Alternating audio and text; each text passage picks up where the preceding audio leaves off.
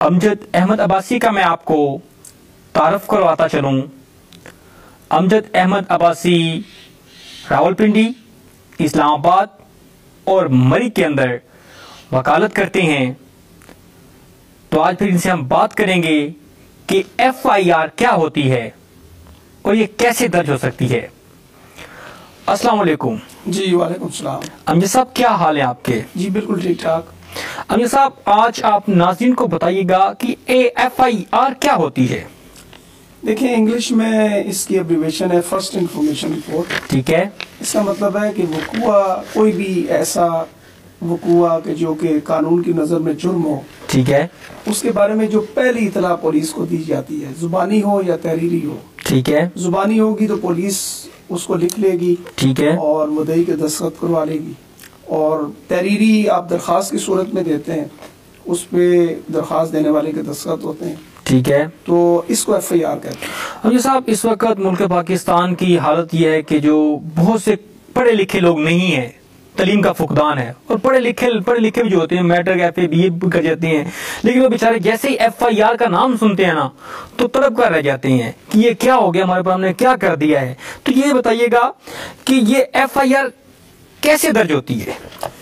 देखिए मैंने जैसे कि बताया कि वकुआ होने के बाद आप करीबी थाने में जाएंगे, ठीक है, दूध में कोई वकुआ होता है, ठीक है, वहां जाके अक्सर आपने देखा होगा कि कोई शख्स उसके साथ कोई लड़ाई झगड़े का मामला, बहुत जख्मी है, हॉस्पिटल में है, उसके साथ कोई बंदा नहीं है, ठीक है, पुलिस को इतला होती है, ठीक है, कोई बंदा इतला देता है, तो वो जाते हैं तो वो उसका बयान ले लेंगे, बयान को लिख लेंगे और उसका दस्तखत करवा लेंगे। ठीक है।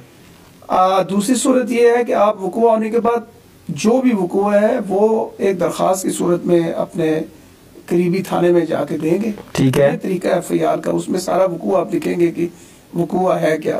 नहीं, मिसाल के तौर पे अगर मुझे किसी ने मारा है तो मेरा कोई यहाँ पे जाने पहचाने वाला नहीं है, तो मुझे उन्होंने CMH में दाखिल करवा दिया है, ठीक है जी, मुझे हॉस्पिटल में ले गए हैं, वहाँ पे जाके मेरा इलाज तो हो गया है, लेकिन अभी FIR दर्ज नहीं हुई, तो मैं क्या ठीक हो जाता हूँ उसके बाद मैं FIR दर्ज करवा सकता हूँ? नहीं, ये जो जख्म वाला मामला है ना, ठीक है, आप याद रखें कि ये जितनी जल्दी FIR होगी, कानून की नजर में जो देर है, डिले जिसे कहते हैं, ठीक है, वो नुकसानदेह है। लिहाजा FIR अगर आप लड़ाई झगड़े वाला कह रहे हैं तो जल्द से जल्द, ताकि पुलिस आपको लेके जाए और आपकी मेडिकल लीगल रिपोर्ट जिसे MLR कहते हैं वो भी साथ हो, MLR, ठीक है, तो फिर FIR होगी तो वो कानून की नजर में वो उसमें कोई ऐसे नकायस नहीं होंगे कि जिससे बाद में जाके मुलजमान की जमानत जल्दी हो जाए या ट्रायल के बाद वो बरी हो जाए। ठीक है। बस अब नाज़रीन को आप ये भी बताइएगा कि कौन सा शख्स है जो FIR दर्ज करवा सकता है। देखिए कोई भी मुतासर शख्स, ठीक है, जैसे कि अभी आपने लड़ाई झगड़े वाली मिसाल दी, किसी के साथ किसी के घर चोरी हो जाती है, डकैती हो जाती है, आजकल चेक डिसऑनर, यानी आपने किसी को चेक दिया किसी शख्स ने कि ये रकम आप ये कैश करवा लें, वो कैश नहीं होता, ठीक है, तो आप FIR कटवाएंगे, 489F के तहत वो FIR कटेगी। लिहाजा कोई भी मुतासरा शख्स जिसके खिलाफ कोई जुर्म सरजद हुआ हो, ठीक है, वो या उसका कोई बस अब ये रिश्तेदार वगैरह, मैं बिजनेसमैन हूँ, कारोबार करता हूँ मिसाल के तौर पे, और मैं जब किसी पार्टी से डील करता हूँ ना तो मैं उनसे चेक ले लेता हूँ और वो मुझे फलां डेट का चेक देती हैं कि इस डेट को जी आप बैंक में जाएं, आपको जितनी भी पेमेंट है वो आपको मिल जाएगी, जितने भी लाखों होता है। तो जब बैंक में जाता हूँ, बैंक में मैं चेक जमा कराता हूँ कि इस तारीख को पेमेंट आ जाएगी, लेकिन वो चेक बाउंस हो जाता है, तो इस पे मैं क्या उनके ऊपर जिस पार्टी से मैंने चेक लिया हो तो इस पे मैं FIR करवा सकता हूँ? जी बिल्कुल, इस पे FIR है जिसमें 489F 499F ताज़ीरात पाकिस्तान के तहत FIR होती है, ठीक है। तो आप उस इलाके में जहाँ आपका चेक बाउंस हुआ है, ठीक है, यानी डिसऑनर इसे कहते हैं, वो ठीक है, वहाँ पे जाएंगे और वहाँ पे आप मुकामी थाने में दरख्वास्त देंगे, ठीक है, तो FIR हो जाएगी। FIR उसको पेनल्टी उसको पड़ेगी, क्या होगा? देखें ये भी इसमें तरमीम आ भी चुकी है और मजीद भी करने की जरूरत है, ठीक है, चूँकि ट्रायल के बाद उसे या सजा होगी या बरी होगा। ठीक हो गया। अब इसमें इससे पहले ये नहीं था, इसमें 3 साल सजा है, इसमें जमानत भी अब से कुछ अर्सा पहले तक जल्दी हो जाया करती थी, फिर सुप्रीम कोर्ट से एक फैसला आया जिसके बाद अब इसकी जमानत कुछ देर के बाद होती है, वरना कुछ 2-4-6 माह पहले कुछ ऐसी जजमेंट्स थी हाई कोर्ट की कि जैसे ही मुलजिम जाता था वो कहते थे 3 साल इसमें सजा है। तो बसा औकात ये भी देखा गया है कि अबूरी जमानत कंफर्म कर दी गई है। अच्छा, लेकिन ये है कि रकम लेने के लिए आपको उस पर एक सिविल दावा करना पड़ता है। फर्ज किया आपके 20 लाख रुपए उसने देने थे, इस केस में या उसे वो बरी होगा या उसे सजा होगी। ठीक है, तो लिहाजा एक सिविल दावा भी आपको करना पड़ता है उस रिकवरी के लिए। लेकिन उमूमन ये होता है कि FIR कट जाए, हाँ जी, तो इज्जत बचाने के लिए लोग कोशिश करते हैं कि पूरी जमानत करवा के। ठीक है, तो ये बुरी जमानत क्या होती है थोड़ा सा, क्योंकि हम लोग थोड़े कम पढ़े लिखे हैं भाई साहब, और बाकी जितने नाज़रीन मेरी तरह के ही हैं, तो आप बताएंगे ये बुरी जमानत क्या होती है सर? हाँ, इसमें मैं आपको ये भी बताऊं कि ज्यादा पढ़े लिखे भी हों, चूंकि अलग अलग फील्ड्स हैं। जी सर, तो ये हर बंदा अपनी फील्ड का हीरो होता है। आप कानून की फील्ड के हीरो हैं, तो आप बताएंगे क्या होती है बुरी जमानत क्या होती है? मुझे समझ नहीं आ रही। होती है कि देखें, इसको 498 ज़ाब्ता फौजदारी के तहत, ठीक है, मुलजिम जो है वो कोर्ट के सामने, अदालत के सामने आता है, अपने आप को पेश कर देता है। ठीक है, और वो ये साबित करता है कि मैं बिल्कुल साफ हाथों से हूँ, मैंने ये जुर्म सरजद नहीं किया, मैं मासूम हूँ। सही हो गया। वो कोर्ट के सामने आता है, उसके लिए FIR जब एक वकील के पास आती है तो वो उसकी जमानत लगाता है। ठीक है, तो अदालत उसको वक्त देती है कि आपको 2 दिन, 4 दिन, 7 दिन ये है। ठीक है, आप जाए पुलिस के पास, शामिल तफ्तीश हो। ठीक है, साबित करें जो आप कह रहे हैं कि आप बेगुनाह हैं। बेसिकली बुनियादी तौर पर तो मकसद ही होता है पुलिस जमानत का। ठीक हो गया, मुल्ज़िम ने साबित करना होता है कि मैं बेगुनाह हूँ। जब 2 दिन, 4 दिन, जब भी बहस आती है कंफर्मेशन स्टेज पे, तो बहस होती है, तो या वो जमानत एक्सेप्ट कर ली जाती है या खारिज कर दी जाती है।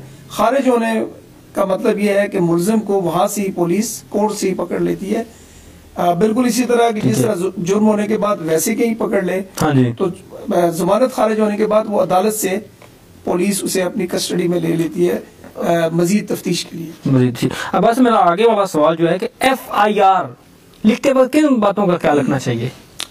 असल में चूंकि इसे जैसे कि फर्स्ट इंफॉर्मेशन रिपोर्ट, यानी कि वकूअ के बाद फौरन जो पहली इत्तला है, ठीक है, इसमें अक्सर चूंकि जल्दी में होती है, लेकिन ये आप बात कहते रखें कि इसमें वकूअ की जगह, वक्त, ठीक है, और मुल्ज़िमान की अगर कोई नाम आपको आते हैं वो आप बिल्कुल दें, और उसमें किसी किस्म की कोई ऐसी बात नहीं होनी चाहिए कि कोई 2 अशखास के दरमियान, ठीक है, कोई मुबम हो के ये है वो है, यानी कि नाम आप सही बताएं मुल्ज़िमान का, ठीक है, वकूअ की जगह, ठीक है, वक्त, ठीक है, कितने मुल्ज़िमान थे, ठीक है, लड़ाई झगड़ा के अगर FIR है तो क्या चीज आला इस्तेमाल किया, छुरी की, डंडा किया, जो है वो आप करें। चूंकि जब आप MLR में जाएंगे तो अगर आप गलत लिखवाएंगे तो फर्ज किया आप छुरी लिखवाते हैं जी, तो वहाँ पे कुंद आले से, यानी कि ब्लंट वेपन से आ जाता है। ठीक है, तो ये मुल्ज़िम को फायदा देगा। अच्छा, अगर मिसाल के तौर पे किसी ने छुरी के साथ मर्डर ही कत्ल हो गया है, मैं FIR में दर्ज कराता हूँ छुरी के साथ कत्ल हुआ है जी, लेकिन उसे तो गोली मार के मारा गया है, तो इसमें ये बहुत बड़ी कॉन्ट्रडिक्शन है। ठीक है, बड़ी कॉन्ट्रडिक्शन है। ठीक है, तो ये बात सच्चाई को साथ रखना है कि जो चीज हुई है वही यूं का तू वो लिखवाना है। यूं का तू करेंगे तो आपकी FIR वो होगी in line with the MLR। ठीक है, तो जो दीगर वाकयात हैं उनको जब मिला के देखा जाए तो ताकि मुल्जिम के खिलाफ एक माकूल केस हो। ठीक है, और अदालत में जब वो जाए तो उसे पहले स्टेज पर, पहले जो सतह है उस पे वो कहीं अबूरी जमानत उसकी कंफर्म ना हो जाए। ठीक है, अगर वो पकड़ा गया तो बाद गिरफ्तारी जो है उसकी जमानत, ताकि वो ज्यादा अरसा जेल में उसी तरह रह सकता है। ठीक होगा, एक अच्छा केस होगा। अच्छा भाई साहब, मेरा एक सबसे अहम सवाल ये है कि मिसाल के तौर पर मैं FIR दर्ज करवा देता हूँ। अब मैंने FIR दर्ज करवा दी है कि 3 बंदों ने फलां बंदे का कत्ल किया है, लेकिन मुझे पता चलता है कि नहीं यार ये 3 बंदे नहीं है, 2 बंदे उनके साथ और थे। अब मैंने उन 3 बंदों का नाम लिख दिया, दर्ज करवा दिया है, तो क्या उस FIR के अंदर कोई तरमीम हो सकती है, उसमें जाकर चेंजिंग हो सकती है, तब्दीली हो सकती है? उन 2 बंदों का नाम उसमें उसी में डलवा दूं मैं?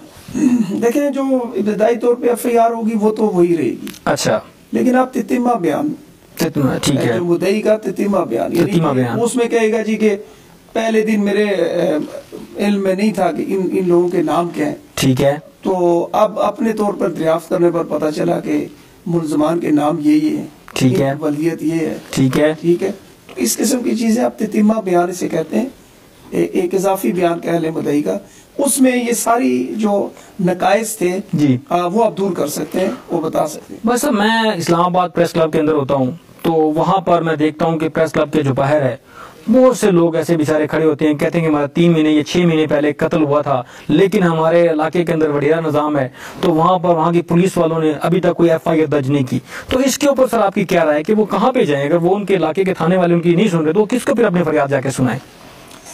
देखिए, जैसे कि आपने कहा कि असर रसूख वाले लोग, सियासी असर रसूख भी होता है जी, माली भी होता है, बहुत तरह का, बरादरी का भी होता है। ठीक है, ठीक है।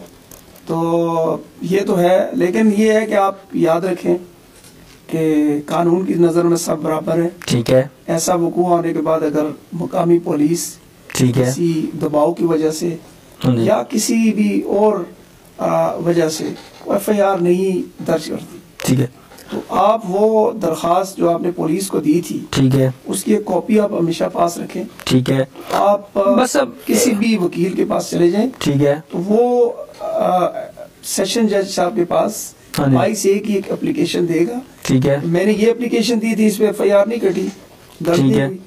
तो उस दरखास्त के मदरजात को देखने के बाद पहले तो कमेंट्स मंगवाए जाएंगे पुलिस से कि भाई ये दरखास्त आई है तो ये शख्स कह रहा है, तो FIR क्यों नहीं कटी? उनके कमेंट्स आएंगे, अदालत देखेगी, तो अगर कुछ बनता हुआ तो वो फिर ऑर्डर करती है कि आप मुताबिक कानून कार्रवाई करें। ठीक है। बस अब मिसाल के तौर पे मैं इस इस्लामाबाद में F8 में बैठा हुआ हूँ, तो मेरे ऊपर किसने सितम किया, इस इलाके में वकूफ ज़ीरो हुआ हूँ, ठीक है, यहाँ पे जो मेरे ऊपर जुल्म हुआ है, और मैं उसकी FIR जो है वो F10 में जाके करवा दूँ, हालांकि ये वाला थाना है, दूसरे थाने में करवा दूँ, क्या ऐसी FIR दर्ज हो जाएगी? नहीं। फौजदारी केस के बारे में ये है कि जिस हुदूद में, जिस इलाके में, अच्छा, ये जिस थाने की हुदूद में होगा सरसद, ठीक है, वहीं पे करवा सकते हैं। ये नहीं हो सकता कि आप यहाँ से सैर करने के लिए मरी चले जाएं, हाँ जी, और वहाँ पे आपकी कहीं लड़ाई हो जाए, हाँ जी, तो खुदा न खास्ता वहाँ पे आपको फिर वहीं पे आ गई हो मरी में, अच्छा, तो आप आगे इस्लामाबाद से अपने नजदीकी थाने में जहाँ पे आपको लगे कि बड़ी आसानी है मिजाज, ठीक है, ये नहीं है, ये थोड़ा सा, ये मरी में ही दर्ज होगी, ये जहाँ पे वकूआ हुआ है वहाँ पे होगी, उसी के मुतलका थाने में होगी। बस अब ये फौजदारी क्या होता है, इसके मुताबिक भी नाज़रीन को बता दें, क्योंकि मुझे तो इसके बारे में इल्म नहीं, आप बताइए फौजदारी क्या होती है सर?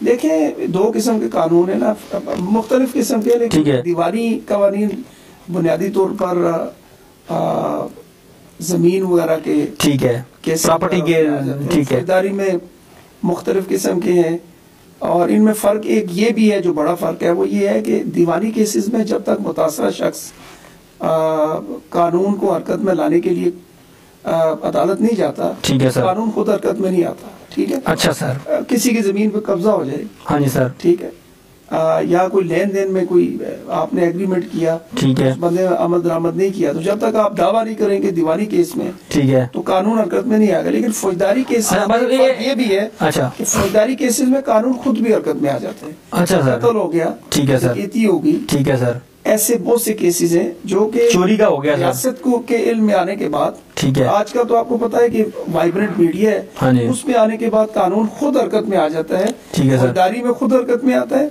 ठीक है, दीवानी में आपको खुद जाना पड़ता है, ठीक हो गया सर, ये भी एक फर्क है सर। मिसाल के तौर पर मेरे इलाके में मेरी जमीन है, मेरी जमीन पे किसी ने कब्जा कर लिया है, ठीक है, जब मेरी जमीन के ऊपर कब्जा हो गया है तो मैं थाने में जाऊंगा या अदालत में जाऊंगा?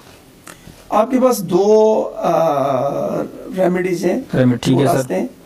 देखिए, कब्जा उमूमन लोग चले जाते हैं फौजदारी मुकदमे की तरफ, लेकिन जमीन पे मुकदमा हो गया तो आजकल तो हर इलीगल डिस्पोजेशन एक एक्ट आया हुआ है, ठीक है, उसके तहत आप जाते हैं, वो कहते हैं जी कि मेरी जमीन पर गैर कानूनी तरीके से कब्जा हो गया, ठीक है, उसमें आला अदालतों के बहुत से फैसले मौजूद हैं कि ये सिर्फ कब्जा ग्रुप के खिलाफ है, हालांकि नहीं, पढ़ा जाए इलीगल डिस्पोजेशन एक्ट को तो वहाँ पे कोई तखसीस नहीं की गई कि ये कब्जा के ऊपर है। वहाँ लिखा हुआ है whosoever, यानी जो भी ये एक्ट करेगा, ठीक हो गया, तो उसके खिलाफ। दूसरा ये है कि आप जा सकते हैं फौजदारी केस में, उसमें एक कब्जे का होता है कि गैर कानूनी तौर पर आपकी राजी में